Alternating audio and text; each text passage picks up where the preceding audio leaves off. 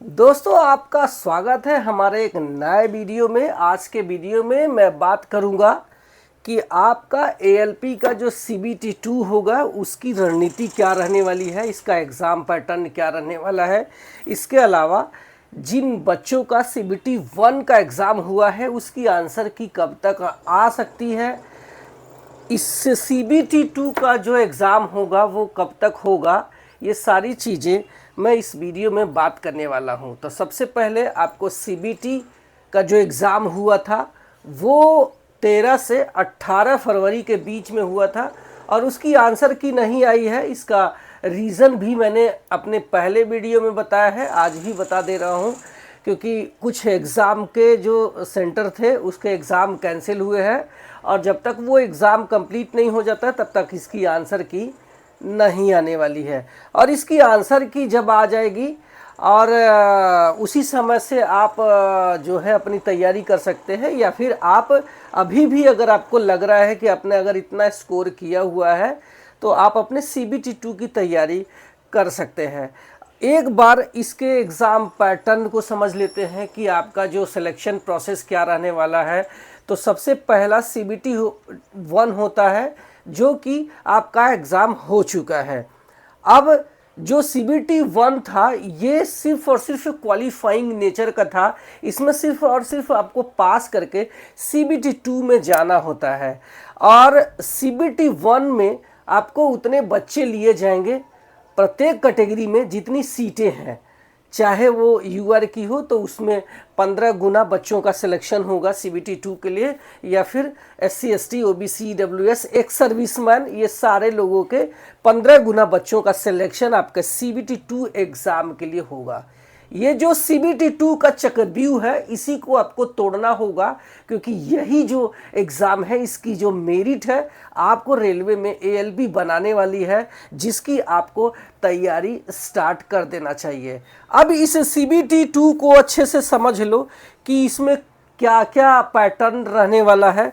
तो आपको बता दूं कि इस सीबीटी 2 में टोटल 175 सवाल पूछे जाएंगे, जिसके लिए आपको पूरा का पूरा 2.5 घंटे का समय मिलने वाला है, जिसमें 2 पार्ट रहने वाले हैं, पार्ट ए और पार्ट बी। पार्ट ए की बात करूं तो आपका सेम टू सेम जो पार्ट सीबीटी 1 का पैटर्न रहा है, मैथमेटिक्स से रीजनिंग, यही सब पूछे जाने वाले हैं। और इसमें एक और चीज़ें जुड़ जाती है, बेसिक साइंस एंड इंजीनियरिंग और जनरल अवेयरनेस को हटा दिया जाता है। इसके बाद 3 सब्जेक्ट है इसमें, मैथ, रीजनिंग और बेसिक साइंस एंड इंजीनियरिंग। तो आपका मैथ और रीजनिंग पे आपकी अच्छी पकड़ है, इसी वजह से आप सीबीटी 1 में अच्छा स्कोर कर पाए हैं और इसी वजह से आप अपना मूव किए हैं ताकि आप सीबीटी 2 की तैयारी कर सकते हैं। लेकिन इसमें आपका एक नया सब्जेक्ट जुड़ जाता है जो कि बेसिक साइंस एंड इंजीनियरिंग, और इसका जो वेटेज होता है ये काफ़ी ज़्यादा इसमें होता है पार्ट ए में। और पार्ट ए की ही जो मेरिट होती है यही रेलवे में आपको जो है उस मेरिट तक लेके जाएगी जहां पे आपका सिलेक्शन होने वाला है।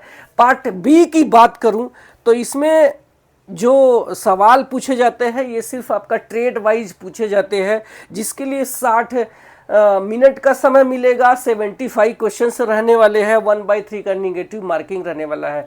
1/3 का निगेटिव मार्किंग दोनों में रहने वाला है। पार्ट ए में आपके 90 मिनट के लिए 100 सवाल पूछे जाते हैं, तो आपको 1/3 का निगेटिव दोनों मार्किंग में रहने वाला है। और पार्ट बी में सिर्फ और सिर्फ क्वालिफाइंग नेचर का है, जो सारे लोगों को पास करना बेहद ज़रूरी होता है। यकीन मानो पार्ट ए में बहुत सारे बच्चे 90 स्कोर करते हैं, वो भी पार्ट बी में फेल हो जाते हैं क्योंकि पार्ट बी को इग्नोर कर देते हैं। लेकिन आपको ऐसा नहीं करना है। अगर आप तैयारी कर रहे हैं तो ये पार्ट ए के साथ साथ पार्ट बी की अभी से ही स्टार्ट कर दें तैयारी, ताकि आपको किसी भी प्रकार का कोई दिक्कत नहीं आए। कम से कम आप पार्ट बी में स्कोर करके आप अपने स्थिति को मजबूत बना सकते हैं। अब सवाल ये उठता है कि ये जो हमारा पार्ट बी है और पार्ट ए है, यानी कि पूरा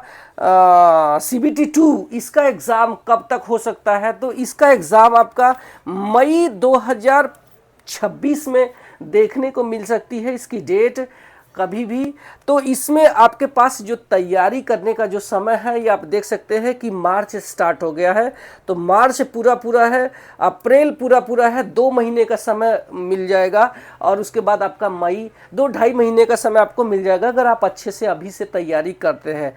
अच्छा, जब इसकी रिजल्ट आएगी तो उसमें आप जो है उसमें आपके बाद एग्ज़ाम का जो टाइमिंग होता है वो बहुत कम समय मिलता है, 20-22 दिन का समय ही ये देते हैं। तो वहाँ पे आपको थोड़ा सा मतलब अगर आप अपने रिजल्ट का वेट करेंगे तो थोड़ा सा आप लेट हो जाएंगे। तो आपको अपनी जो तैयारी है अभी से ही स्टार्ट करके रखना है। अब सवाल ये उठता है कि क्या और कितना पढ़ना है, तो आपको अब जो है जो टाइमिंग है अपना बढ़ा देना हो। CBT 1 तो ठीक है, आप पास कर लिए, चलो क्वालिफाई है, एक सीट पर जो है 15 बच्चों का गुना सिलेक्शन मतलब हुआ है, तो इसमें जो है आपके ठीक है, एवरेज आपने पढ़ाई किया ठीक है, बट आपको CBT 2 के लिए आपको डेली कम से कम 6 घंटा देना ही पड़ेगा और उसमें आप मैथ और रीजनिंग को बहुत अच्छे से आपको प्रैक्टिस करना है।